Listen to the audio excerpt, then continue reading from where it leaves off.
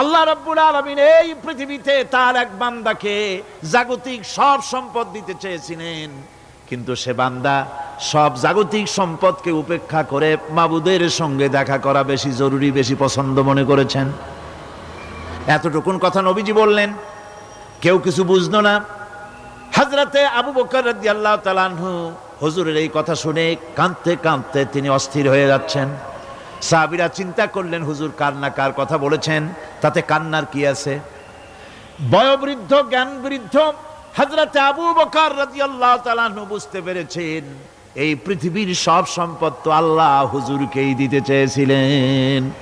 তিনি সমস্ত সম্পদকে উপেক্ষা করে তার মাবুদের সঙ্গে দেখা করার জন্য প্রস্তুতি নিয়েছেন। তার মানে হলো আল্লাহ নবীর বিদায় হয়ে যাবেন, আমরা নবী থেকে এতিম হয়ে যাব।